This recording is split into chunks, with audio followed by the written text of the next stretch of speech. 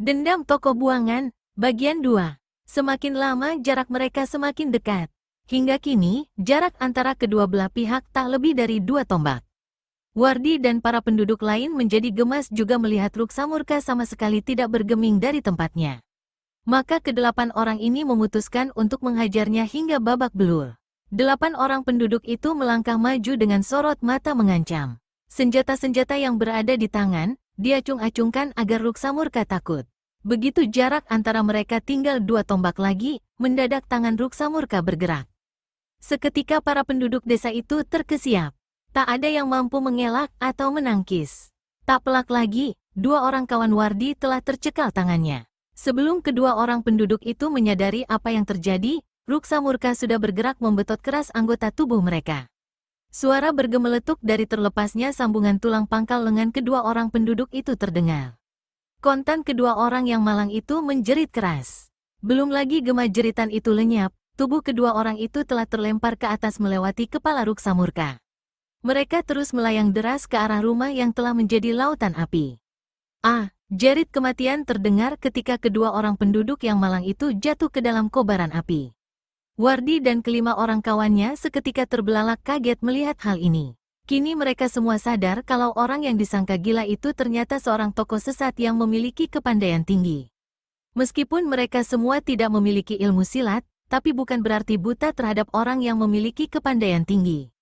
Karena, di desa Cendawa pun terdapat sebuah perguruan silat yang cukup ternama. Kembali tangan Ruksamurka bergerak, namun kali ini memutar di depan dada. Arahnya dari luar ke dalam.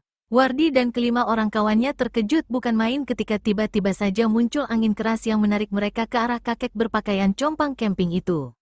Dengan kedahsyatan ilmu, tarikan pusaran air laut, tidak sulit bagi Ruksamurka untuk mengambil ke-6 orang penduduk itu. Dan begitu tubuh penduduk-penduduk itu telah tertarik ke arahnya dengan enaknya, tangannya langsung terulur menangkap tangan dan bagian-bagian tubuh lainnya. Kemudian dilemparkannya tubuh-tubuh itu ke dalam kobaran api. Jeritan kematian kembali terdengar begitu tubuh ke-6 orang itu meluruk ke arah kobaran api yang menyala-nyala dahsyat. Hahaha, kembali suara tawa Ruksamurka yang keras dan menggelegar terdengar. Sebuah tawa bernada kegembiraan. Rupanya kakek berwajah penuh guratan luka ini belum puas dengan pembantaiannya. Kembali dihampirinya pondok-pondok lain, kemudian dibakarnya. Kini desa Cendawa telah menjadi lautan api. Di sana-sini tampak pondok-pondok yang terbakar. Beberapa di antaranya telah padam, dan hanya tinggal puing-puing diselingi asap bau sangit yang membumbung ke atas. Kekejaman Ruksamurka memang menggiriskan. Setiap penduduk yang dijumpainya, entah wanita atau laki-laki, tua maupun muda, besar ataupun kecil, semuanya segera dilemparkan ke dalam api yang berkobar-kobar. Manusia terkutuk. Terdengar makian keras begitu Ruksamurka baru saja melemparkan orang terakhir yang ditemui ke dalam kobaran api. Tokoh sesat itu langsung memalingkan wajahnya. Sepasang matanya menatap pemilik suara dengan pandangan penuh selidik. Di hadapan kakek berpakaian compang camping ini tampak berdiri belasan orang berwajah dan bersikap gagah. Pakaian mereka rata-rata putih, sementara di bagian dada sebelah kiri terdapat gambar seekor burung gagak dengan benang hitam. Tampaknya mereka adalah murid-murid sebuah perguruan silat. Ruksamurka menatap sosok-sosok tubuh yang berdiri di hadapannya dengan senjata terhunus. Sepasang matanya berbinar-binar melihat calon korbannya. Memang mengerikan sekali watak kakek berpakaian compang camping ini. Kegemarannya memang membunuh orang. Hahaha, Ruksamurka kembali tertawa terbahak-bahak. Karuan saja hal ini membuat belasan orang itu yang ternyata murid perguruan gagak putih menjadi marah bukan main. Ditertawai seorang kakek jembel yang sama sekali tidak dikenal. Siapa yang tidak sewot? Orang sepertimu memang tidak patut dibiarkan hidup. Seorang murid perguruan gagak putih yang berkumis tebal rupanya tidak kuat lagi menahan amarahnya. Dia langsung melompat menerjang Ruksamurka dengan pedang menusuk cepat ke arah dada. Suara bercuitan nyaring mengiringi serangan itu. Namun Ruksamurka sama sekali tidak mempedulikannya. Bahkan tidak tampak adanya tanda-tanda akan mengelak atau menangkis. Dadanya seperti dipasang, memberi keleluasaan lawan untuk menyerang. Takek. Terdengar suara keras seperti ada 2 benda keras yang berbenturan ketika ujung pedang itu mengenai sasarannya. Hebatnya, dada Ruksamurka sama sekali seperti tidak tersentuh apa-apa. Justru, pedang itulah yang patah-patah. Laki-laki berkumis tebal dan rekan-rekannya yang melihat kejadian itu terkejut bukan kepalang. Apalagi, laki-laki berkumis tebal itu. Selain terkejut, dia juga merasakan sakit pada sekujur tangannya. Di saat itulah, tangan kanan Ruksamurka kembali terulur. Laki-laki berkumis tebal itu tidak mampu mengelak lagi, sehingga tangan kanannya tercekal tangan Ruksamurka. Suara gemeretak keras menandakan remuknya tulang, terdengar ketika jemari Ruksamurka bergerak meremas. Laki-laki berkumis tebal melolong kesakitan. Keringat sebesar biji jagung bermunculan di wajahnya. Rasa sakit yang melandanya memang amat menyiksa. Baru saja lolong kesakitan itu lenyap, tubuh laki-laki berkumis tebal itu telah melayang ke arah kobaran api ketika Ruksamurka melontarkannya. Kembali terdengar jeritan menyayat hati dari mulut laki-laki berkumis tebal itu. Tepat ketika jeritan itu menghilang, tubuhnya pun lenyap ditelan kobaran api yang membumbung tinggi menyebarkan hawa panas di sekitarnya. Murid-murid perguruan Gagak Putih sama-sama membelalakkan mata melihat kejadian yang menimpa seorang rekan mereka. Dan memang, mereka semua tak sempat berbuat sesuatu karena kejadian itu berlangsung begitu cepat. Dan tahu-tahu, laki-laki berkumis tebal itu telah tenggelam dalam kobaran api. Mereka tersadar kembali begitu mendengar tawa menggelagar dari Ruksamurka. Semula, tidak ada yang aneh pada tawa itu. Tapi sesaat kemudian, baru tampak keanehannya. Suara itu perlahan-lahan mulai membesar, sampai akhirnya menggelegar mirip guntur. Seiring semakin membesarnya tawa itu, murid-murid perguruan Gagak Putih mulai merasakan akibatnya. Murid-murid perguruan Gagak Putih merasakan telinga mereka mendengung dan sakit bukan main. Bahkan dada pun terasa sesak. Tanpa dapat dicegah, lutut mereka mulai goyah. Sadar kalau Ruksamurka menyerang mereka dengan suara tawa yang mengandung pengerahan tenaga dalam, murid-murid perguruan Gagak Putih segera mengerahkan tenaga dalam untuk melawan.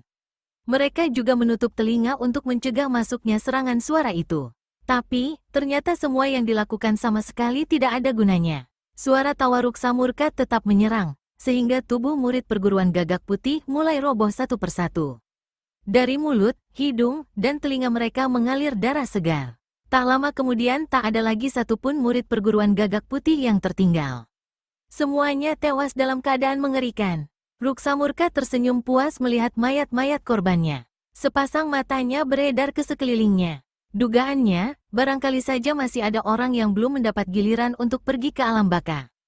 Tapi begitu diyakini tidak ada lagi orang yang tertinggal, kakek berpakaian compang camping ini terus melangkah masuk ke dalam desa. Setiap pondok utuh yang dilihatnya, langsung dibakar. Dan setiap penduduk yang dijumpai langsung dibantai. Jilid 5. Ruksamurka menghentikan langkah kakinya begitu melihat sesosok tubuh berdiri tegak menghadang jalan sekitar 5 tombak di hadapannya. Di tangannya tampak sebatang pedang terhunus. Kakek tinggi besar itu sama sekali tidak mempedulikannya. Seperti tidak ada apapun di hadapannya, langkahnya segera diteruskan. "Berhenti, manusia biadab!" Penghadang itu berseru keras. Nada kemarahan yang amat sangat terdengar di dalamnya. Jelas, penghadang itu tengah dilanda amarah yang menggelegak hingga ke ubun-ubun. Terdengar suara gemeretak keras dari mulut Ruksamurka. Kakek berpakaian compang camping ini memang marah bukan main. Dan bentakan itulah yang menyebabkannya. Kontan sepasang matanya menatap tajam ke arah sekujur wajah dan tubuh penghadangnya. Penghadang itu ternyata seorang laki-laki berusia 45 tahun dan berpakaian putih. Ada gambar seekor burung gagak yang disulam dari benang hitam pada bagian dada kiri pakaiannya. Sikapnya yang gagah semakin terlihat gagah dengan adanya kumis dan cambang bauk lebat yang menghias wajahnya. Setelah merasa cukup memperhatikan penghadangnya, Ruksamurka terus saja melangkah maju. Tidak dipedulikannya seruan laki-laki bercambang bauk lebat itu. "Manusia biadab! Kau harus bayar nyawa murid-muridku yang tewas di tanganmu," teriak laki-laki bercambang bauk lebat yang ternyata ketua perguruan Gagak Putih. Nada suaranya keras, penuh hawa kemarahan. "Kalau aku tidak mampu mengalahkanmu, lebih baik nama laksanaku buang." Setelah berkata demikian, ketua perguruan Gagak Putih yang ternyata bernama Ki Laksana ini melompat menerjang. Pedang di tangan kanannya meluncur deras ke arah dada Ruksamurka. "Sing!" Suara berdesing nyaring terdengar mengiringi serangan itu. Menilik dari desingannya, bisa diperkirakan kekuatan tenaga dalam yang terkandung pada serangan itu. Ruksamurka hanya mendengus. Tidak tampak sama sekali kalau kakek berpakaian compang camping ini akan mengelak. Baru setelah tusukan pedang itu menyambar dekat, tangan kanannya terulur. Pelan saja, seperti tanpa pengerahan tenaga. Tap, bagaikan menangkap sebatang singkong, Ruksa Murka menangkap bilah pedang lawan yang tajam. Bahkan sebenarnya bukan hanya menangkap, tapi juga mencengkeramnya. Sepasang mata Ki Laksana terbelalak begitu melihat bilah pedangnya hancur jadi serbuk begitu kakek berpakaian compang camping itu meremas pedangnya. Padahal, pedang itu tidak bisa dianggap sembarangan, karena memang sebatang pedang pusaka. Bisa dibayangkan, betapa hebatnya tenaga dalam lawan yang mampu meremas pedang tanpa terluka sama sekali. Dan hal ini tentu saja membuat ketua perguruan Gagak Putih itu terperanjat. Ki Laksana tidak bisa berlama-lama tenggelam dalam perasaan terkejut. Kini dia tahu, kakek berwatak telengas itu adalah seorang lawan yang amat tangguh. Bukti nyata di hadapannya telah menjadi saksi kelihayannya. Maka buru-buru laki-laki bercambang bauk lebat ini melompat ke belakang. Namun Ruksa Murka sama sekali tidak mengejarnya, dan hanya memutar-mutarkan kedua tangannya di depan dada dengan arah gerakan dari luar ke dalam. Ketua perguruan Gagak Putih ini kaget bukan main begitu merasakan adanya tenaga amat kuat yang menariknya ke depan. Ki Laksana tahu jika bertahan tidak akan ada gunanya. Jelas, tenaga lawan jauh di atasnya. Bahkan bila mencoba terus bertahan hanya akan mencelakakan diri sendiri. Itulah sebabnya Ki Laksana segera membanting tubuh ke tanah. Dan memang, setelah berada di tanah, tidak ada kekuatan aneh yang menyedotnya ke depan. Jelas, kekuatan yang menarik itu ternyata mendatar. Dan hanya menunjukkan pengaruhnya, bila lawan berada dalam keadaan tidak terlalu rendah. Tidak hanya itu saja yang dilakukan Ki Laksana untuk menyelamatkan nyawanya. Begitu tubuhnya telah berada di tanah, laki-laki bercambang bauk lebat ini langsung menggulingkan tubuhnya. Dan begitu merasa telah berada di tempat aman, Ki Laksana baru menghentikan gulingannya. Tubuhnya kemudian melenting ke atas. Dengan wajah pucat, ketua perguruan Gagak Putih ini menatap sekujur tubuh Ruksa Murka penuh selidik. Ki Laksana dulu adalah seorang tokoh hitam yang cukup terkenal. Tapi akhirnya dia sadar, lalu mendirikan sebuah perguruan yang diberi nama Perguruan Gagak Putih. Sebuah nama yang aneh, karena burung gagak umumnya berwarna hitam. Tapi, Ki Laksana sengaja memberinya nama demikian. Dia memang mempunyai maksud dengan nama itu. Burung gagak melambangkan dirinya yang dulu. Dan tambahan putih di belakang kata gagak, menunjukkan kalau dirinya telah tobat. Sebagai seorang tokoh terkenal, Ki Laksana tentu saja cukup mengenal ilmu-ilmu dahsyat tempo dulu berikut pemiliknya. Dan salah satu ilmu yang dikenalnya adalah yang mempunyai akibat seperti dirasakan kali ini. Ilmu itu bernama tarikan pusaran air laut. Ilmu tarikan pusaran air laut memang merupakan sebuah ilmu dahsyat dan menggiriskan. Tapi ilmu itu tidak membuat dunia persilatan gempar. Si pemilik ilmu itulah yang membuat tokoh-tokoh persilatan ngeri. Dialah Ruksa Murka, seorang manusia yang lebih tepat disebut iblis. Kini Ki Laksana merasakan tanda-tanda kalau lawan menggunakan ilmu itu. Tentu saja hal itu membuatnya terkejut bukan kepalang. Ruksa Murkakah orang yang dihadapinya? Bukankah kakek yang mengerikan itu telah lama lenyap? Perasaan ngeri yang hebat mulai menjalari hati Ki Laksana begitu melihat tanda-tanda adanya kebenaran kalau tokoh yang berdiri di hadapannya adalah Ruksa Murka. Siapa lagi tokoh yang begitu kejam membantai seisi desa tanpa kenal ampun, kecuali Ruksa Murka? Ruksa Murka menggeram melihat lawan berhasil mengelakkan diri dari daya sedot ilmu, tarikan pusaran air laut. Hal ini benar-benar membuat penasaran hatinya. Ki Laksana telah berhasil menemukan kelemahan ilmunya, maka orang ini harus cepat-cepat dimusnahkan. Setelah mengambil keputusan demikian, Ruksa Murka tidak menunggu datangnya serangan lagi. Kakek berpakaian compang camping ini malah melompat menyerang. Tangan kanannya dengan sikap jari-jari tangan mengepal, meluncur deras ke arah dada ketua perguruan Gagak Putih. Wus, deru angin keras terdengar mengiringi tibanya serangan, sehingga membuat Ki Laksana terperanjat. Apalagi tatkala merasakan kecepatan serangan itu. Hembusan anginnya saja sudah membuat tubuhnya hampir terjengkang. Untung dia buru-buru mengerahkan tenaga dalam untuk memberatkan tubuhnya. Pada saat yang sama, Ki Laksana lalu menusukkan pedangnya yang tinggal separuh ke arah dada kiri Ruksa Murka. Luar biasa, ketua perguruan Gagak Putih ini rupanya berniat mengadu nyawa. Memang setelah mempunyai dugaan kuat kalau lawannya adalah Ruksa Murka, Ki Laksana tidak bisa berharap terlalu banyak. Dia tahu dirinya bukan tandingan tokoh sesat yang menggiriskan itu. Maka, laki-laki bercambang bauk lebat ini memutuskan untuk mengadu nyawa. Itulah sebabnya Ki Laksana sama sekali tidak mengelakkan serangan pukulan Ruksa Murka, tapi sebaliknya malah melancarkan serangan pula. Dan karena laki-laki bercambang bauk lebat ini menggunakan senjata, dengan sendirinya jangkauan serangannya jadi lebih jauh. Dan sebelum serangan kakek berpakaian compang camping itu tiba, tusukan pedangnya akan lebih dulu menghunjam lawan. Memang apa yang diperhitungkan Ki Laksana tidak meleset. Tusukan pedangnya lebih dulu tiba sebelum serangan pukulan Ruksa Murka. Tapi, ternyata pedangnya membalik begitu mengenai tubuh Ruksa Murka. Seakan-akan bukan kulit manusia yang tertusuk, tapi lempengan baja yang amat kuat. Dan saat itulah pukulan Ruksa Murka menghantam dadanya. Takek, bukek, semua kejadian itu berlangsung demikian cepat. Tahu-tahu, tubuh Ki Laksana telah tertempar jauh ke belakang diiringi jeritan menyayat hati. Dari mulut, hidung, dan telinganya mengalir darah segar. Ketua perguruan Gagak Putih ini tewas seketika dengan seluruh isi dada remuk. Pukulan Ruksa Murka memang keras bukan main, karena telak mengenai sasarannya. Brukek, suara berdebuk keras terdengar begitu tubuh Ki Laksana yang telah menjadi mayat jatuh ke tanah. Tak kurang dari 7 tombak tubuh ketua perguruan Gagak Putih itu terlempar jatuh. Dan mulai dari tempat terkena pukulan sampai tempat jatuhnya, darah berceceran. Tanpa mempedulikan mayat Ki Laksana lagi, Ruksa Murka segera bergerak meninggalkan tempat itu.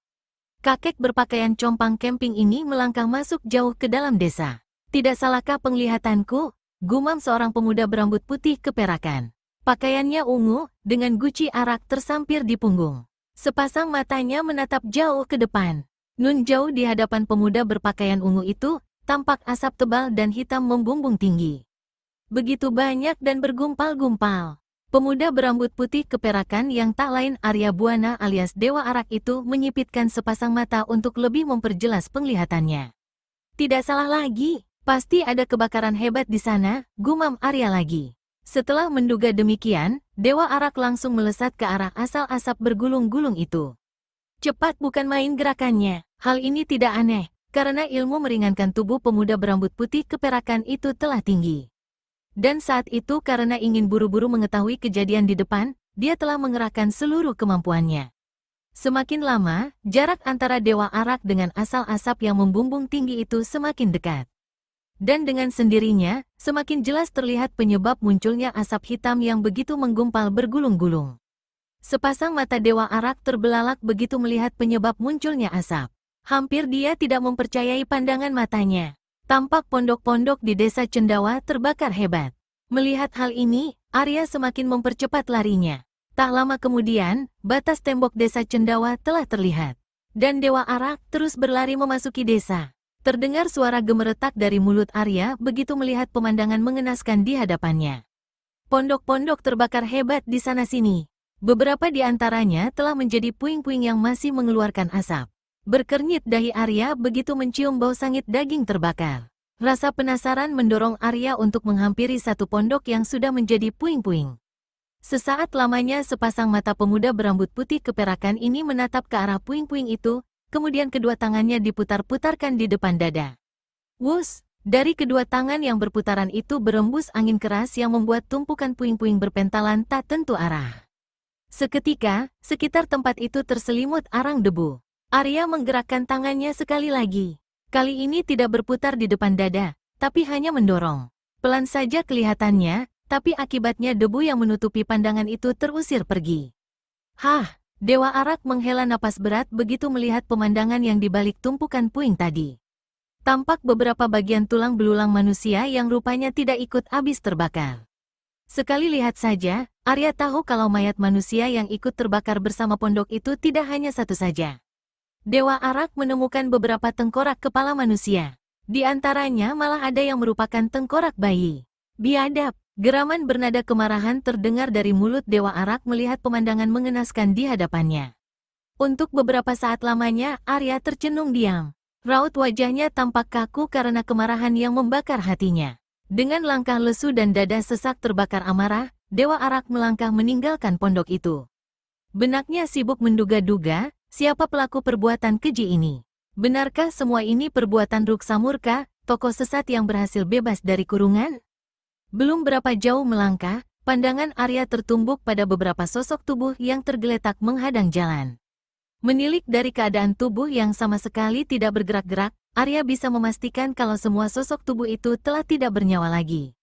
Meskipun begitu, Dewa Arak segera menghampiri.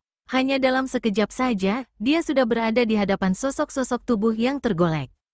Arya menghitung jumlah mayat itu dengan matanya. 11 orang. Menilik dari pakaian dan lambang yang tertera pada dada sebelah kiri, bisa diperkirakan kalau mayat-mayat itu berasal dari satu perguruan. Pakaian mereka berwarna putih, dan ada sulaman bergambar burung gagak pada bagian dada sebelah kiri.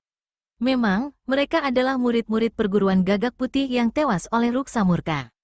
Hah, Dewa Arak menghela napas berat melihat mayat-mayat itu. Sekali lihat saja, dia tahu kalau 11 sosok itu tewas karena serangan tenaga dalam yang dipancarkan dari suara tawa.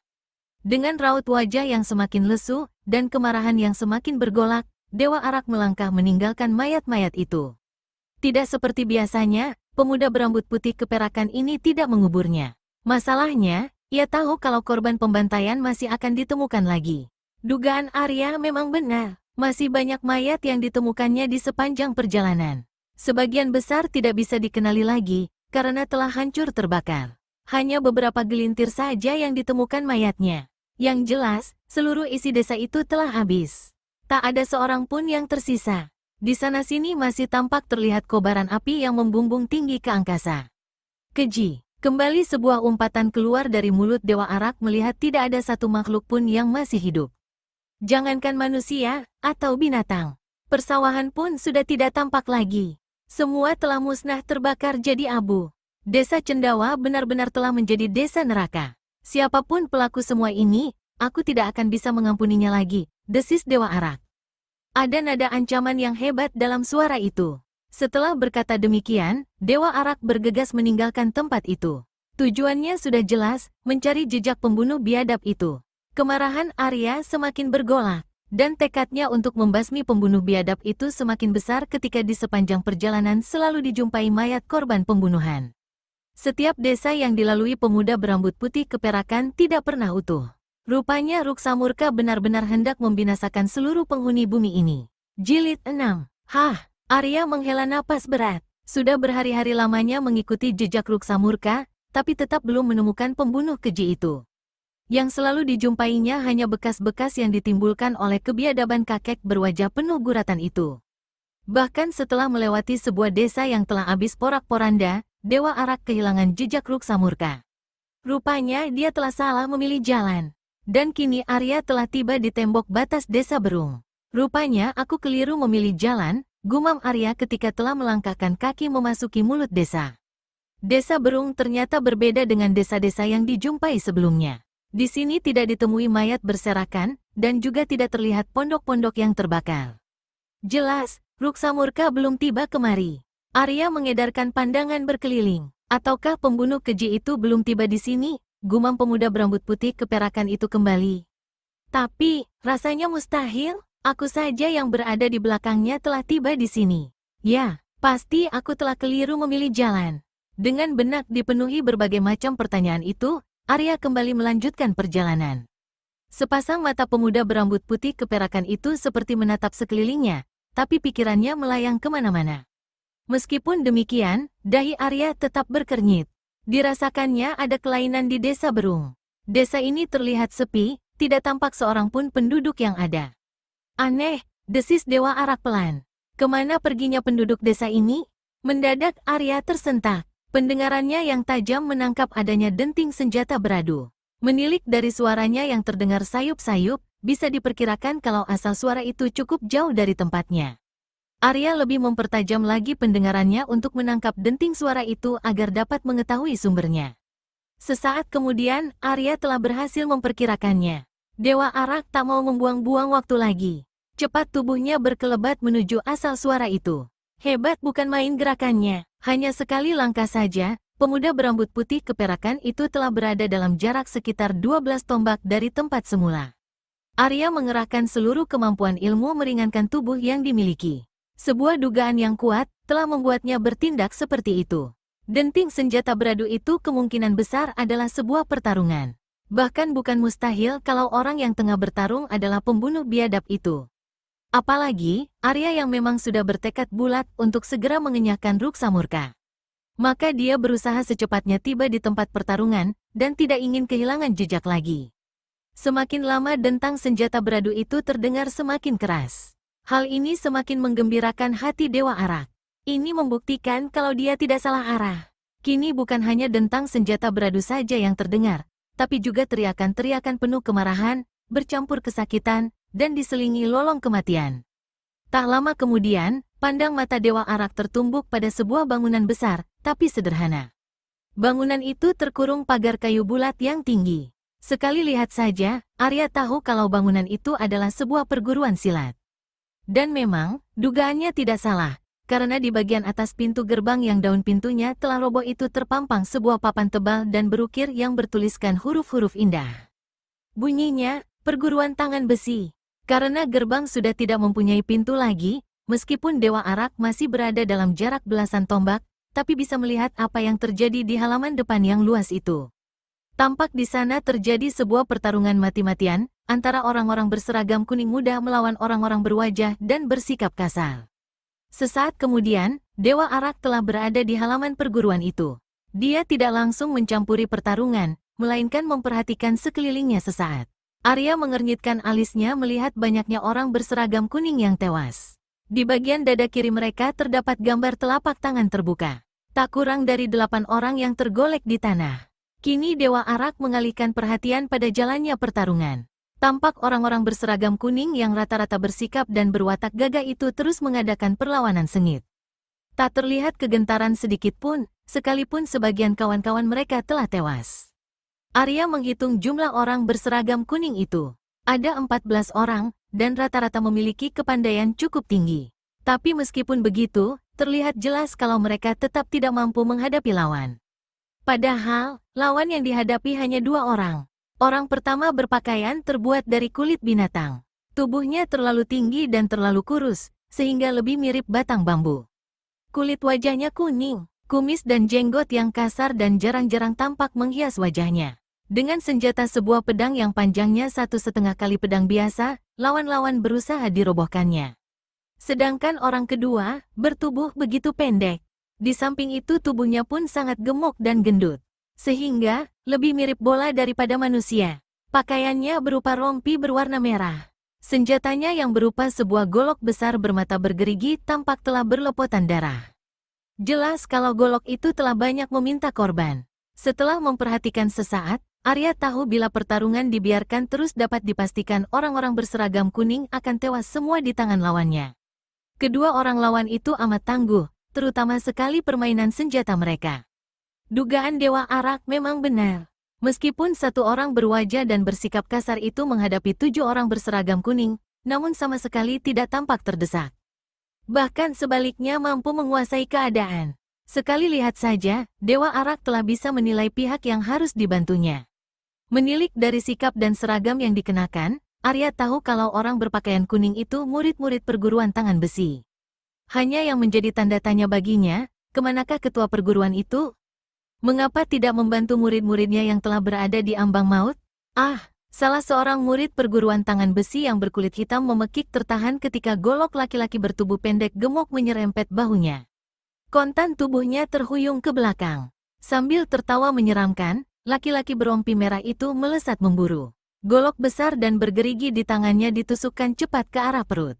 Laki-laki berkulit hitam itu terperanjat melihat maut tengah memburu ke arahnya. Tibanya serangan susulan itu membuatnya gugup bukan main, sehingga tidak mampu berbuat sesuatu untuk mengelak.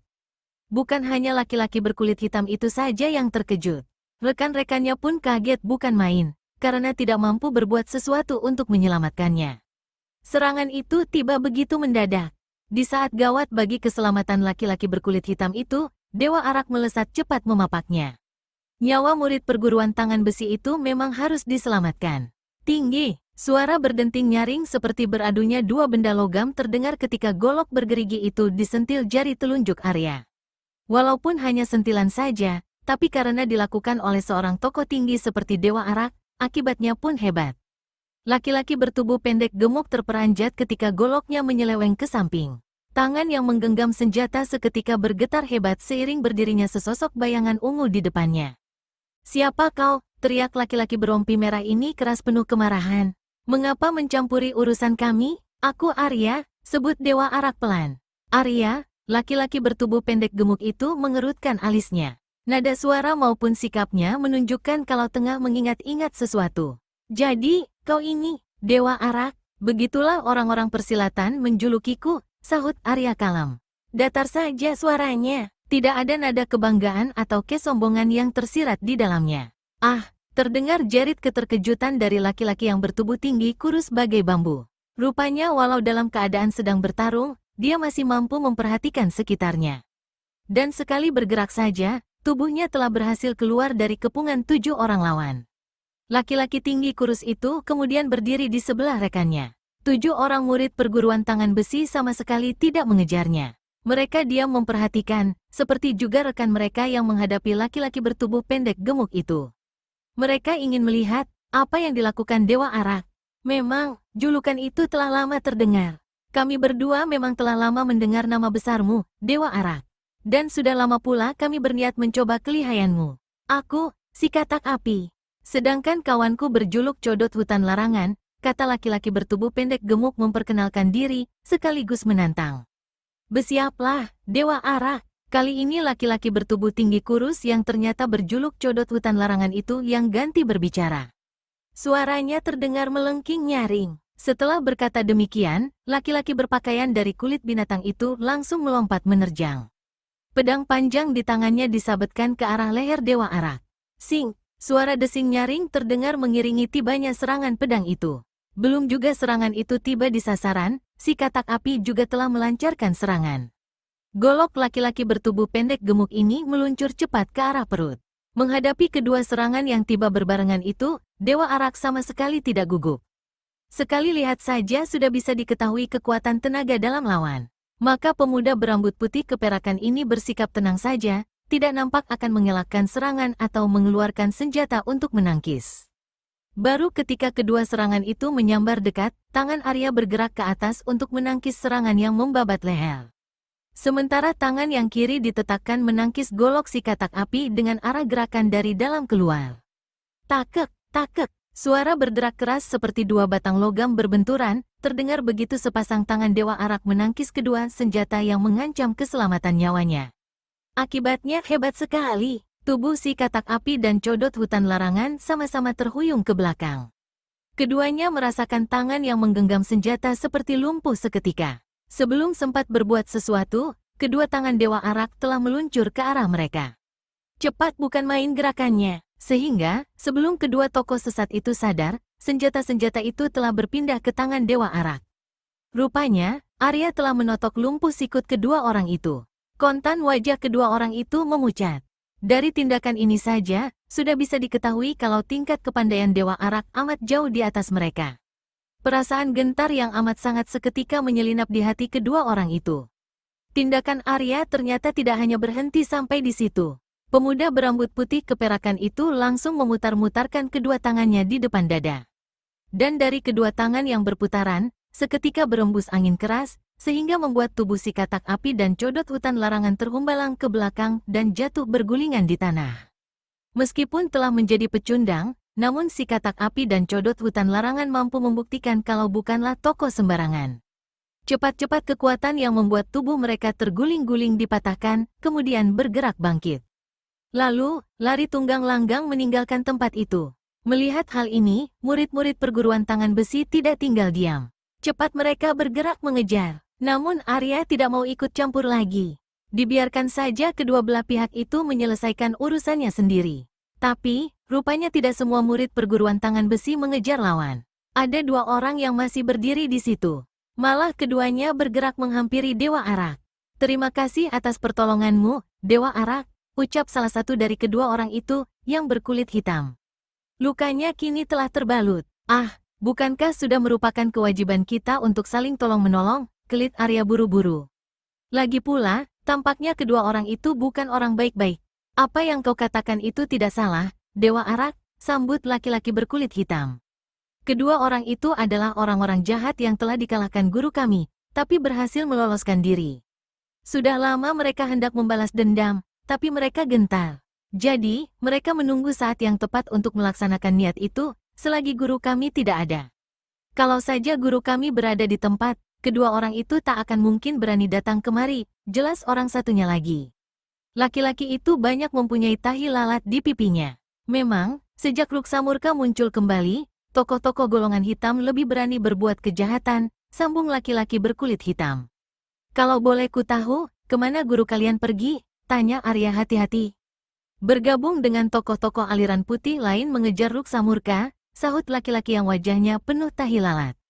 Aku juga tengah mengikuti jejaknya. Tapi sayang, kehilangan jejak, sambut Dewa Arak cepat. Ambil jalan pintas saja, Dewa Arak, usul laki-laki berkulit hitam. Aku belum mengerti maksudmu, Kang. Begini, Dewa Arak. Dari guru, aku tahu kalau setiap menjelang bulan purnama, Ruksa Murka kembali ke tempat tinggalnya di Gunung Lenteng. Entah apa yang dilakukan di sana. Guruku pun tidak mengetahui. Jadi, tunggu saja di sana, Dewa Arak. Arya mengangguk-anggukkan kepala. Kini dia mengerti, mengapa Ruksa Murka tidak menuju desa Berung. Bulan purnama tinggal 2 hari lagi. Karena kakek itu hendak menuju Gunung Lenteng, maka sudah pasti melewati desa Lenteng. Jadi, desa Lenteng yang kali ini akan menjadi desa neraka. Kalau begitu, aku harus segera menuju ke sana, ucap Arya mengambil keputusan. Memang lebih baik begitu, Dewa Arak, dukung laki-laki berwajah penuh tahi lalat. Kita pergi bersama-sama saja, usul laki-laki berkulit hitam. Arya terperanjat. Jadi, kalian pun ingin menuju ke puncak Gunung Lenteng? Laki-laki berkulit hitam menggelengkan kepala. Kami ingin melihat rekan-rekan kami yang tadi mengejar si katak api dan codot hutan larangan. Kebetulan arahnya sama dengan arah yang akan kau tempuh.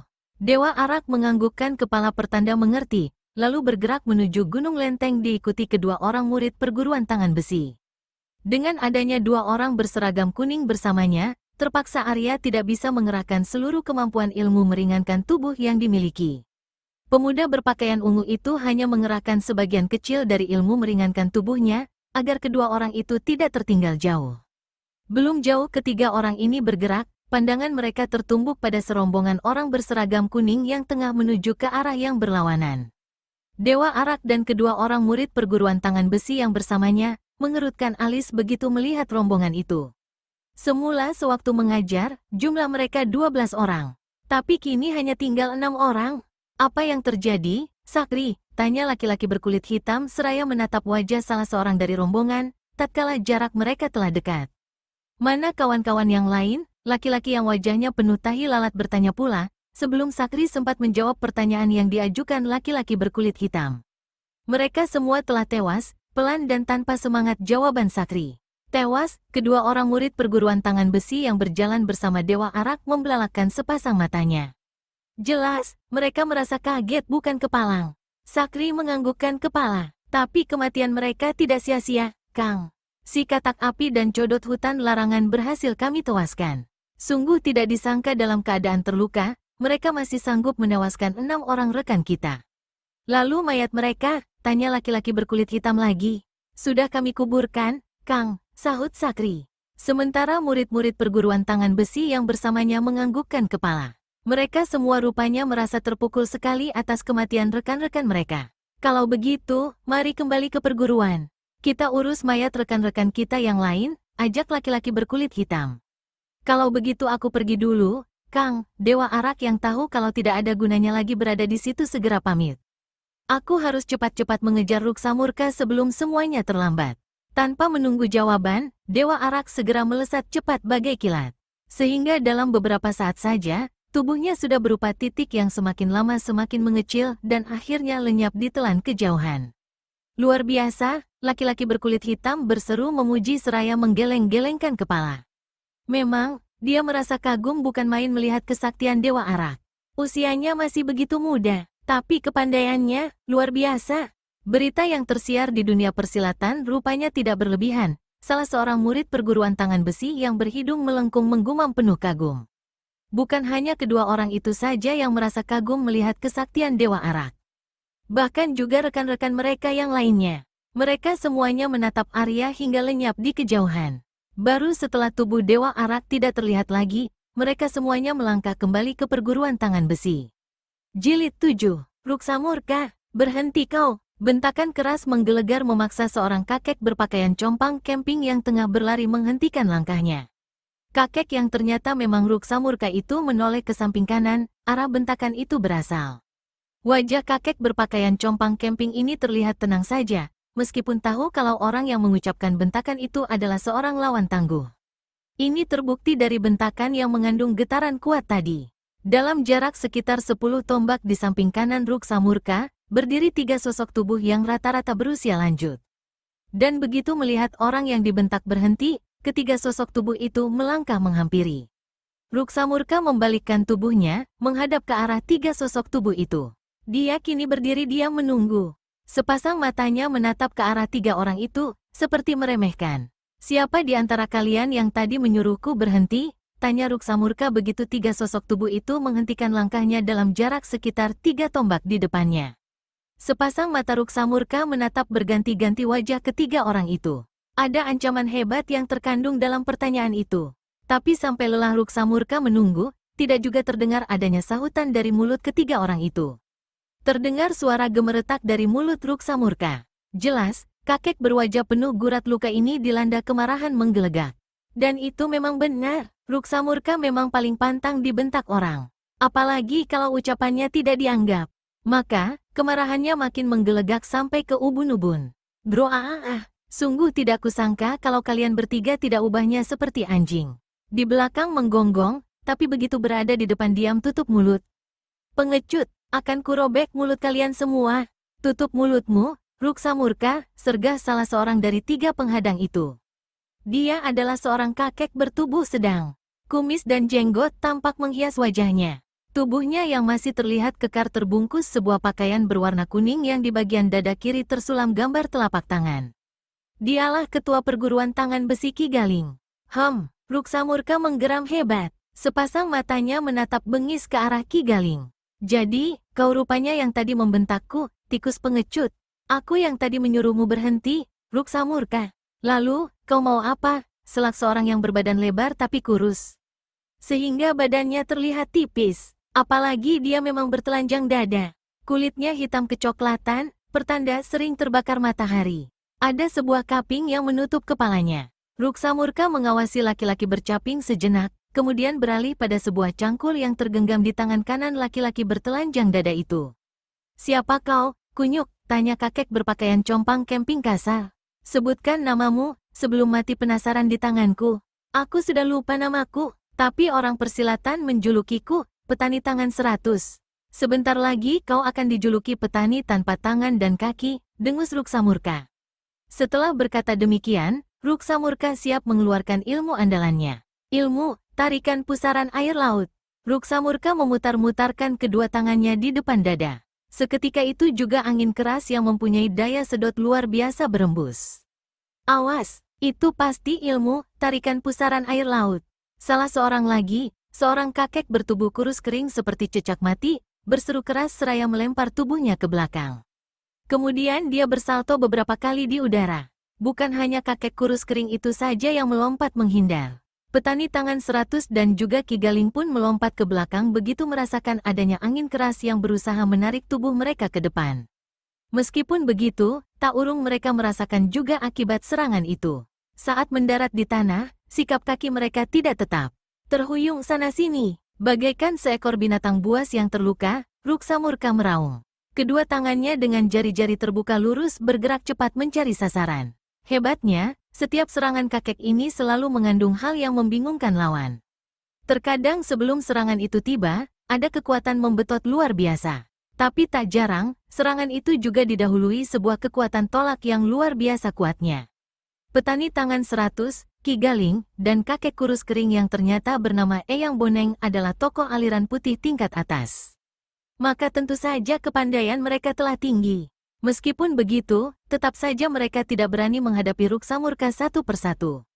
Memang ketiga orang sakti ini telah mengetahui kelihayan tokoh sesat yang menggiriskan itu.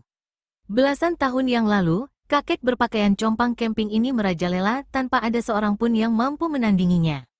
Melihat Ruksa Murka mengeluarkan ilmu andalan, ketiga orang sakti itu pun mengeluarkan ilmu andalan masing-masing.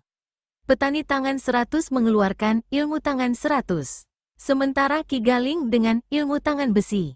Sedangkan Eyang Boneng dengan ilmu tinju angin. Sukar dibayangkan betapa dahsyatnya pertarungan antara keempat tokoh sakti itu. Suara menderu, mencicit, dan mengaung, diiringi suara meletup-letup terdengar menyemaraki pertarungan. Bukan hanya itu saja, angin pukulan dan tendangan yang nyasar membuat tanah di sekitar pertarungan terbongkar. Batu-batu besar maupun kecil berpentalan tak tentu arah, terbawa embusan angin keras yang bertiup di sekitar tempat itu. Bahkan beberapa batang pohon besar yang tumbuh di sekitarnya pun tumbang akibat terkena serangan nyasar. Pada jurus-jurus permulaan hingga jurus ke-40, Ruksa Murka kewalahan bukan main menghadapi keroyokan ketiga orang lawannya ini. Memang kalau melawan satu persatu, tidak begitu sulit bagi kakek berpakaian compang camping ini untuk mengalahkan mereka. Tapi karena lawan menghadapinya secara keroyokan, dia merasa sulit menaklukkan ketiga orang itu. Memang ketiga orang tokoh sakti aliran putih itu seperti tidak terdiri dari 3 orang dengan 3 pikiran, tapi 3 orang dengan 1 pikiran. Petani tangan 100, Ki Galing, dan Eyang Boneng bisa saling mengisi dan bantu-membantu. Serangan mereka susul-menyusul tanpa henti seperti gelombang laut. Sebaliknya, begitu salah seorang mengalami desakan, 2 orang rekannya selalu berada di sisinya untuk membantu. Karena kerjasama ketiga tokoh ini begitu kompak, Ruksa Murka mengalami kesulitan menghadapi mereka. Selama beberapa puluh jurus, kakek berpakaian compang camping ini hanya mengelak dan menangkis. Dan hanya sesekali saja melancarkan serangan. Begitu pertarungan melewati jurus ke-45, Ruksa Murka baru bisa memperbaiki keadaan. Perkembangan ilmu lawan-lawannya mulai bisa dikenalnya. Dan dengan sendirinya, sedikit demi sedikit keadaan mulai bisa diimbangi. Pada jurus ke-65, pertarungan mulai berlangsung imbang. Ruksa Murka kini tidak hanya mengelak dan menangkis, tapi juga balas menyerang dahsyat. Petani tangan 100, Ki Galing, dan Eyang Boneng mengeluh dalam hati begitu melihat Ruksa Murka berhasil menata diri. Bahkan kini mampu mengimbangi. Meskipun begitu, ketiga orang tokoh sakti itu tidak putus asa. Mereka tetap mengerahkan seluruh kemampuan yang dimiliki untuk merobohkan lawan. Hingga 100 jurus pertarungan masih berlangsung seimbang. Tidak tampak ada tanda-tanda yang akan terdesak. Sebenarnya berkali-kali Ruksa Murka berhasil mendesak lawan. Tapi karena kerjasama yang kompak dari ketiga orang itu, desakan kakek berpakaian compang camping cepat diurungkan. Beberapa kali hal yang aneh terjadi, karena kekhasan ilmu yang dimiliki Ruksa Murka. Ilmu yang bernama, tarikan pusaran air laut, itu sebenarnya mempunyai daya kekuatan menarik yang amat kuat. Tapi berkat kecerdikannya, ilmu itu tidak hanya berisi daya sedot saja, tapi juga daya tolak. Jadi setiap serangan yang dilakukannya selalu mengandung daya sedot atau daya tolak yang amat kuat. Hal seperti itulah yang menimbulkan keanehan. Seringkali terlihat ketiga orang lawan Ruksa Murka tertarik ke depan, atau terdorong ke belakang setiap kali serangan dilancarkan. Dan berkat kedahsyatan ilmu itulah, perlahan namun pasti Ruksa Murka berhasil mendesak ketiga orang lawannya. Bahkan menginjak jurus ke-150, berhasil memecah belah kerjasama ketiga orang itu. Dengan berhasil dilumpuhkannya kerjasama Ki Galing, Eyang Boneng, dan petani tangan 100, Ruksa Murka mulai berhasil mendesak lawan. Petani tangan 100, Ki Galing, dan Eyang Boneng menggertakkan gigi begitu mengetahui Ruksa Murka berhasil memecah belah kerjasama mereka. Ketiganya sadar, kalau dibiarkan keadaan akan sangat berbahaya. Serat! Sinar terang berkeredap ketika Ki Galing menghunus pedangnya. Langsung dilancarkannya serangan tusukan bertubi-tubi begitu pedang itu terhunus. Berbareng dengan serangan pedang Ki Galing, petani tangan 100 dan Eyang Boneng pun mengeluarkan senjata andalan masing-masing. Petani tangan 100 segera menjumput cangkulnya yang sejak tadi tergeletak di tanah. Sedangkan Eyang Boneng langsung mengeluarkan sepasang tongkat pendek yang panjangnya hanya setengah tombak. Dan begitu pedang di tangan Ki Galing meluncur, senjata kedua orang tokoh sakti itu meluncur tiba. Hahaha, Ruksa Murka tertawa bergelak begitu melihat ketiga orang lawan mengeluarkan senjata andalan masing-masing. Dan seiring keluarnya suara tawa itu, tubuhnya melompat ke belakang dan bersalto beberapa kali di udara. Hup, begitu mendarat di tanah, di tangan kakek ini telah tergenggam sepasang kecel. Blang! Suara keras seperti ada halilintar menggelegar terdengar ketika sepasang kecer itu diadu. Jelas kalau Ruksa Murka membenturkan kecer ini disertai pengerahan seluruh tenaga dalam yang dimiliki. Akibatnya hebat bukan main, terdengar pekikan tertahan dari mulut petani tangan 100, Ki Galing, dan Eyang Boneng. Getaran suara yang timbul dari beradunya sepasang kecer itu benar-benar menggiriskan. Ketiga orang tokoh sakti beraliran putih itu merasakan sepasang telinga mereka berdengung hebat dan sakit bukan main. Bahkan dada pun terasa sesak. Bukan itu saja, kedua lutut mereka pun terasa lemas bukan main. Blang, kembali Ruksamurka mengadu sepasang kecernya. Akibatnya, ketiga orang lawannya kembali memekik. Tanpa membuang-buang waktu lagi, mereka melemparkan senjata yang digenggam. Seluruh kekuatan tenaga dalam yang dimiliki segera dikerahkan untuk melawan pengaruh suara kecer itu. Blang, sekujur tubuh petani tangan 100, Ki Galing dan Eyang Boneng menggigil hebat. Dari mulut, telinga, dan hidung mereka kini mengalir darah segar. Ketiga orang kakek sakti ini jelas-jelas terluka dalam. Memang tenaga dalam mereka masih di bawah Ruksamurka. Blang, Ruksamurka yang melihat keadaan ketiga orang lawannya mulai bisa dilumpuhkan, kembali membenturkan kecernya.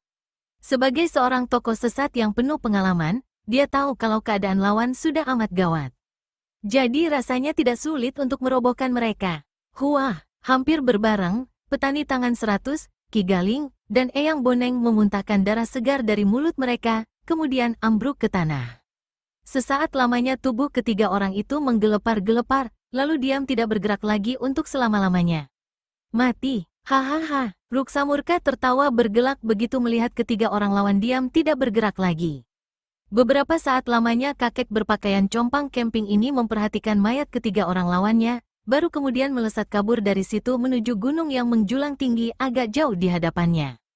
Gunung Lenteng, tak lama sepeninggal Ruksamurka, dari kejauhan melesat cepat sesosok bayangan ungu yang bergerak cepat. Siapa lagi kalau bukan Dewa Arak? Pemuda berambut putih keperakan itu dari jauh mendengar suara gemuruh yang memekakkan telinga. Suara itulah yang menuntunnya ke arah pertarungan Ruksamurka menghadapi ketiga orang lawannya tadi. Celaka, aku terlambat, keluh Dewa Arak begitu di kejauhan sepasang matanya melihat tiga sosok tubuh yang tergolek di tanah. Melihat hal ini, Arya kembali mempercepat larinya. Sesaat kemudian, tubuhnya sudah berada di dekat ketiga mayat itu. Begitu melihat tanda telapak tangan di dada kiri kakek berpakaian kuning, Dewa Arak telah tahu kalau orang itu adalah ketua perguruan tangan besi. Jadi, rupanya kedua kakek yang berada di sebelah mayat Ki Galing adalah tokoh persilatan yang ingin menghentikan kebiadaban Ruksamurka. Arya menatap ketiga mayat itu dengan pandangan mata penuh penyesalan. Maaf, aku tidak bisa mengurus mayat kalian. Aku harus buru-buru mengejar Ruksamurka. Setelah berkata demikian, Dewa Arak segera melesat dari situ untuk mengejar Ruksamurka. Jilid 8. Hup, dengan lincahnya, Ruksamurka melompat ke sana kemari. Kedua kakinya menotok batu-batuan. Sesaat kemudian, tubuhnya melayang ke atas dan hinggap di salah satu batu besar yang menonjol. Kemudian, dia menotok lagi. Begitu seterusnya, lincah laksana kera, kakek berpakaian compang camping ini melesat ke sana kemari. Padahal, medan yang ditempuhnya terhitung sulit. Tapi berkat ilmu meringankan tubuhnya yang tinggi, tidak sukar baginya untuk menaklukkannya. Tak berapa lama kemudian, Ruksamurka telah berada di puncak Gunung Lenteng. Kakek itu menatap suasana di sekelilingnya sekilas. Hahaha, lega rasa hatiku. Setelah sekian lamanya terkurung, kini kembali ke tempat asal. Hahaha, tunggulah, gering langit. Selesai purnama ini, dendamku akan terbalaskan. Maka dengan demikian baru hutangmu lunas. Hahaha, sambil berkacak pinggang, Ruksamurka tertawa keras menggelegar, meskipun tanpa pengerahan tenaga dalam. Angin yang berembus kencang membawa suara tawa itu ke tempat-tempat yang jauh. Setelah puas tertawa-tawa, tokoh sesat berpakaian compang camping ini lalu melangkahkan kakinya. Kini ilmu meringankan tubuhnya tidak dikerahkan karena medan yang ditempuhnya datar. Setelah puluhan kali melangkah, Ruksamurka berhenti melangkah karena di hadapannya terbentang jurang yang amat dalam. Jurang itu sukar diukur kedalamannya. Bahkan dasarnya tak tampak sedikit pun. Ruksamurka sama sekali tidak bingung melihat hal ini. Pandangannya tetap tertuju ke seberang. Lebar jurang itu tidak kurang dari 30 tombak. Jadi merupakan hal yang mustahil untuk bisa melompatinya. Kakek berpakaian compang camping itu pun rupanya memang tidak bermaksud melompati jurang itu. Karena, memang di antara kedua tempat itu dihubungkan dengan seutas tambang yang merentang jauh sampai ke seberang sana. Jadi, rupanya itulah jalan satu-satunya menuju ke seberang. Ruksamurka menjejakkan kakinya ke tanah, maka sesaat kemudian tubuhnya melenting ke atas. Dan, indah dan manis dilihat, kaki kakek berwajah penuh guratan luka itu hinggap di tambang. Tampak tambang itu bergetar hebat ketika kaki Ruksamurka mendarat di atasnya. Pembunuh biadab, berhenti. Tiba-tiba sebuah bentakan keras terdengar ketika Ruksamurka baru saja berniat melentingkan tubuhnya kembali. Belum lagi lenyap bentakan itu, sesosok bayangan ungu telah melesat cepat. Sesaat kemudian, di ujung tambang itu telah berdiri Dewa Arak. Wajah Ruksamurka seketika berubah merah dan pucat berganti-ganti.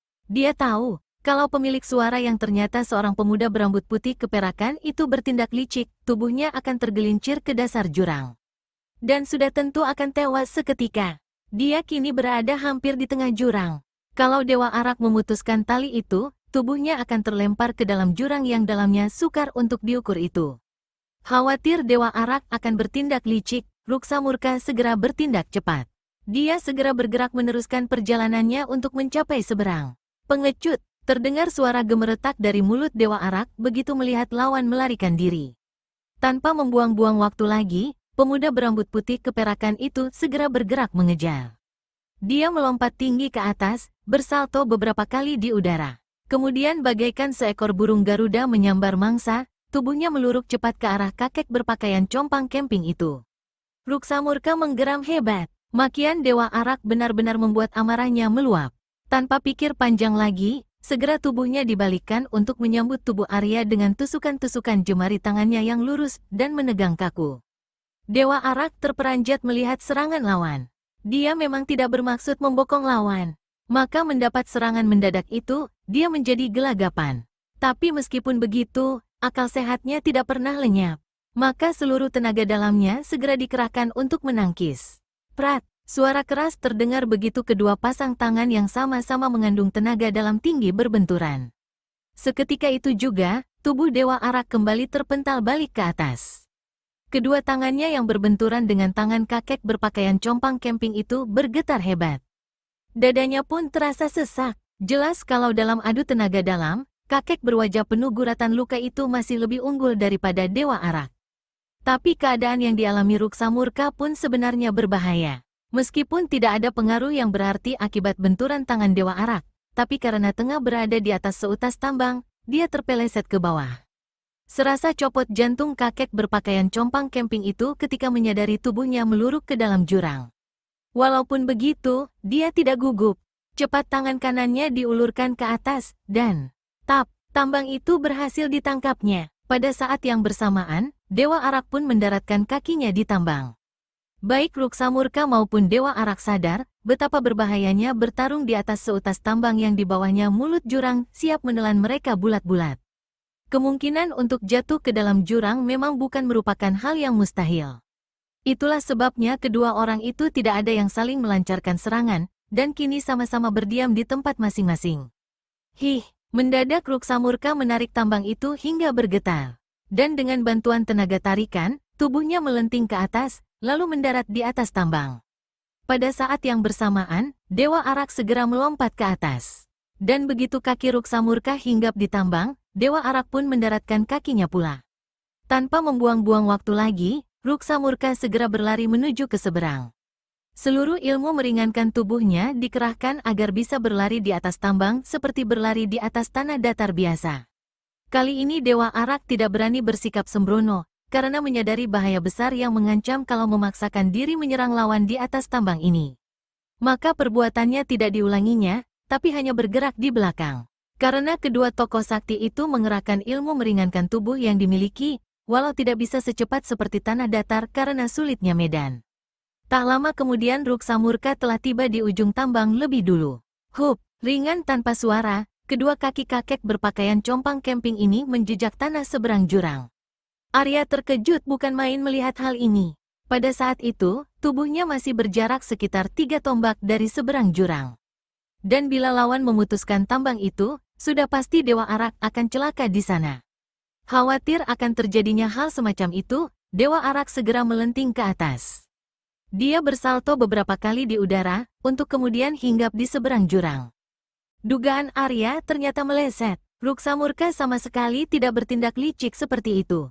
Bahkan ketika tubuhnya tengah berada di udara dan mudah untuk diserang, kakek berpakaian compang camping itu sama sekali tidak melancarkan serangan. sehingga Dewa Arak dapat mendarat di tanah tanpa kesulitan. Hahaha, Ruksa murka tertawa bergelak setelah mengamati Arya dari ujung rambut sampai ke ujung kaki. Kaukah tokoh yang berjuluk Dewa Arak itu, anak ingusan? Tanya kakek berpakaian compang camping dengan suara menggelegar. Memang dia telah mendengar berita tentang seorang tokoh yang menggemparkan dunia persilatan. Konon kabarnya, tokoh itu seorang pemuda berambut putih keperakan. Julukannya, Dewa Arak. Maka begitu melihat ciri-cirinya, Ruksa murka sudah bisa menerkanya. Tidak salah, sahut Arya mantap. Dan kau pasti Ruksa murka? Heh, kakek yang berwajah penuh gurat-gurat luka itu mengernyitkan dahi. Dari mana kau tahu namaku, anak ingusan? Kau tidak perlu tahu, Ruksa murka, sahut Dewa Arak cepat. Yang perlu kau ketahui hanya satu, kau harus cepat-cepat pergi ke alam baka. Arya menjumput guci araknya, kemudian menuangkan ke mulut. Gluk, gluk, gluk. Suara tegukan terdengar ketika arak itu melewati tenggorokan Arya. Seketika itu pula, ada hawa hangat yang berputaran di dalam tubuh Dewa Arak. Kemudian, perlahan-lahan naik ke atas kepala. Keparat, geram Ruksa murka. Setelah memaki kalang kabut, kakek berpakaian compang camping ini memutar-mutarkan kedua tangan di depan dada. Dewa Arak terkejut bukan main begitu mendadak ada angin kuat yang menarik tubuhnya ke depan. Sama sekali keadaannya tengah tidak bersiap dalam menghadapi hal seperti itu. Maka, tubuhnya pun tertarik ke depan. Ruksa murka mendengus. Tubuh Arya yang tertarik ke depan itu, disambutnya dengan tusukan bertubi-tubi ke arah dada dan ulu hati. Sungguh sebuah serangan berbahaya. Suara mendecit nyaring terdengar mengiringi serangan itu. Keadaan Arya memang berbahaya, tapi berkat keistimewaan ilmu, belalang sakti, yang membuatnya mampu bergerak sesulit apapun dan dalam keadaan bagaimanapun, pemuda berambut putih keperakan ini berhasil mematahkan semua serangan. Tentu saja gerakan Dewa Arak membuat sepasang mata tokoh sesakti Ruksa murka terbelalak. Tubuh pemuda berambut putih keperakan itu kemudian melompat ke atas melewati kepala lawan. Tidak hanya itu saja yang dilakukan Dewa Arak. Sambil bersalto sekali, kedua tangannya melancarkan serangan bertubi-tubi ke arah kepala belakang Ruksa murka. Berbahaya bukan main serangan itu. Jangankan kepala manusia, batu yang paling keras pun akan hancur berkeping-keping bila terkena serangan Dewa Arak. Memang Arya telah mengambil keputusan untuk melenyapkan Ruksa murka selama-lamanya. Cara Ruksa murka menghadapi serangan itu berbeda dengan yang selama ini dilihat Dewa Arak. Dengan kecepatan gerak luar biasa, kakek berpakaian compang camping itu membalikkan tubuhnya. Dan secepat tubuhnya berbalik, secepat itu pula kedua tangannya digerakkan menangkis. Plakek, suara keras akibat benturan seketika terdengar.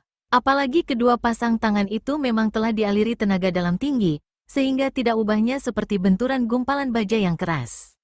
Tubuh Dewa Arak seketika terpental kembali ke atas. Bahkan sampai bersalto di udara untuk mematahkan daya lontar itu. Kedua tangannya dirasakan sakit dan ngilu bukan main. Rasa sesak pun seketika melanda dadanya. Ruksa murka rupanya tidak mengalami pengaruh akibat benturan itu. Buktinya, kakek bertubuh tinggi besar ini langsung melancarkan serangan susulan bertubi-tubi sebelum kedua kaki Arya menyentuh tanah. Mendadak dan tiba-tiba sekali datangnya serangan itu. Apalagi dilancarkan pada saat tubuh Dewa Arak tengah berada di udara. Akibatnya, Dewa Arak begitu kewalahan. Tapi berkat keistimewaan ilmu meringankan tubuh yang dimiliki, pemuda berambut putih keperakan itu mampu mengelakkan serangan. Dengan bertumpu pada kedua tangannya, Arya bersalto di udara. Kemudian, kakinya mendarat beberapa tombak dari tempat semula. Ruksa murka menggeram murka melihat serangannya berhasil dipatahkan. Dengan amarah meluap-luap, kembali dilancarkannya serangan dahsyat ke arah Dewa Arak. Tapi, kini Arya telah siap. Pemuda berambut putih keperakan itu pun langsung meladeninya tak kalah dahsyat. Tak pelak lagi, pertarungan sengit antara kedua orang itu pun berlangsung. Arya mengeluh dalam hati, lawan yang dihadapinya kali ini benar-benar lawan luar biasa. Baru beberapa jurus bertarung, sudah terasa berat tekanan-tekanan yang dilakukan lawan. Setiap serangan yang dilakukan Ruksa murka mengandung daya sedot dan daya tolak luar biasa. Dan hal inilah yang menyulitkannya. Dewa Arak kini benar-benar harus menguras seluruh kemampuan yang dimilikinya. Bahkan ilmu, belalang sakti, dikerahkan sampai ke puncaknya. Kedua tangan, guci, dan semburan araknya semua dikeluarkan dalam usahanya menandingi lawan. Meskipun begitu, tak urung Arya terdesak. Perbedaan tingkat tenaga dalam yang berselisih cukup jauhlah yang membuatnya terdesak. Pemuda berambut putih keperakan ini tahu kalau lawan memiliki tenaga dalam jauh di atasnya. Maka, sedapat mungkin diusahakan untuk menghindari terjadinya benturan. Dan itu berarti, Dewa Arak harus lebih sering mengelak. Sedapat mungkin, Arya berusaha menghindari terjadinya benturan. Bahkan sewaktu menyerang pun, Dewa Arak segera menarik pulang serangannya ketika kakek berpakaian compang camping itu akan menangkis. Pertarungan yang berlangsung antara kedua tokoh tingkat tinggi ini memang benar-benar menggiriskan. Angin menderu, mengaung, dan mencicit tak henti-hentinya terdengar mengiringi pertarungan. Bukan hanya itu saja akibat yang ditimbulkan. Suasana di sekitar pertarungan kini porak-poranda. Batu-batu besar dan kecil berpentalan tak tentu arah. Kepulan debu membumbung tinggi ke udara. Berkat ilmu meringankan tubuh kedua tokoh yang sama-sama telah mencapai tingkatan tinggi, pertarungan berlangsung cepat. Dalam waktu singkat, 100 jurus telah berlalu. Ruksamurka marah dan malu bukan main menyadari hal ini. Dia tahu pasti kalau keadaan lawan tengah terdesak. Tapi ternyata amat sulit baginya untuk merobohkan. Ilmu pemuda itu begitu aneh. Dalam keadaan yang sangat terjepit pun, masih mampu mengelak. Ini benar-benar tidak dimengertinya. Rasa penasaran membuat kakek berpakaian compang camping ini semakin meningkatkan serangan. Seluruh kemampuannya dikerahkan hingga titik yang terakhir. Ruksamurka bertekad untuk bertarung mati-matian. Akibatnya sudah bisa diduga, tekanan-tekanan yang melanda Dewa Arak pun semakin berat. Tapi meskipun begitu, berkat ilmu, belalang sakti, terutama sekali dalam jurus 8 langkah belalang, semua serangan lawan masih mampu dielakkan. Tentu saja, dengan susah payah. Gluk, gluk, gluk. Beberapa kali bila mendapat kesempatan, Dewa Arak segera menenggak araknya. Dan seiring masuknya arak itu ke tubuhnya, daya tahannya pulih kembali. 150 jurus telah kembali berlalu. Hasilnya, pertarungan antara kedua tokoh ini telah berlangsung 250 jurus. Dan selama itu, Ruksamurka senantiasa menghambur-hamburkan tenaga. Jadi, tak aneh bila kelelahan. Sementara di pihak Dewa Arak sendiri, daya tahannya kembali pulih setelah arak memasuki perutnya. Dia seperti memperoleh tenaga baru, sehingga tak mengalami kelelahan sedikit pun. Napas Ruksamurka mulai terdengar memburu. Tenaga yang terkandung dalam serangannya sudah mulai melemah. Sementara Dewa Arak masih tetap seperti semula. Dan kini ganti Dewa Arak yang mendesak. Pemuda berambut putih keperakan ini melancarkan serangan-serangan bertubi-tubi dan cepat. Karuan saja hal itu membuat Ruksamurka pontang-panting. Pada jurus ke-279, Arya menyorongkan gucinya ke arah dada Ruksamurka. Kakek tinggi besar yang telah lelah ini sebisa-bisanya mengelak. Tapi, bukek, terdengar seruan tertahan. Telak dan keras sekali, guci arak Arya menghantam dadanya. Suara berderak keras pertanda ada tulang-tulang yang patah terdengar seiring terpentalnya tubuh Ruksamurka ke belakang. Darah segar seketika memancur deras dari mulut. Dewa Arak tidak menyia-nyiakan kesempatan ini. Pemuda berambut putih keperakan ini langsung melompat memburu seraya melancarkan tendangan terbang ke arah leher. Bukek, groh, suara menggorok keluar dari tenggorokan Ruksamurka ketika tendangan Arya tepat menghantam sasaran. Kembali tubuh kakek berpakaian compang camping itu terjengkang ke belakang. Dan yang lebih parah lagi, tulang lehernya ternyata hancur. Keras sekali tubuh tinggi besar itu terjerembab ke tanah. Nyawa tokoh sesat yang menggiriskan ini seketika melayang, sebelum menyentuh tanah. Tak ada lagi suara yang terdengar. Tokoh sesat itu terbang ke akhirat bersama dosa-dosanya. Arya memandangi mayat Ruksamurka penuh kagum. Kakek berwajah penuh luka guratan ini benar-benar luar biasa. Dengan bulu tengkuk meremang, dilongoknya guci araknya yang telah kosong tanpa setetes pun arak lagi. Kalau Ruksamurka tidak terlalu menuruti amarah sehingga menyerang kalang kabut, maka tenaganya tidak akan cepat habis. Dan itu berarti Arya yang akan pergi ke akhirat. Dengan langkah lesu, Arya meninggalkan tempat itu. Tugas dari gurunya telah berhasil dipenuhi. Kini, dia bergerak cepat di atas tambang menuju ke seberang. Sementara Nun jauh di sana, di halaman bangunan tempat kediaman Arya dulu, bisa didengarkan pada serial Dewa Arak dalam episode perdananya, Pedang Bintang, tampak seorang gadis cantik jelita berpakaian putih dan berambut panjang terurai tengah bersimpuh menekuri sebuah makam. Wajahnya muram memancarkan kesedihan yang amat sangat. Gadis itu adalah Melati, sementara makam di hadapannya adalah milik Ki Julaga. Memang, Putri angkat Raja Bojong Gading ini tidak pergi kemana-mana saat pertarungan Ki Julaga melawan Ruksa Murka berlangsung. Gadis itu masih mengintai dari kejauhan. Begitu Ruksa Murka telah pergi, baru dia kembali. Dengan hati hancur, Melati telah menguburkan mayat gurunya. Berhari-hari lamanya gadis berpakaian putih itu tinggal di situ. Namun tanpa diketahuinya, Dewa Arak telah berhasil membalaskan dendamnya. Dan tentu saja tanpa pemuda berambut putih keperakan itu mengetahuinya.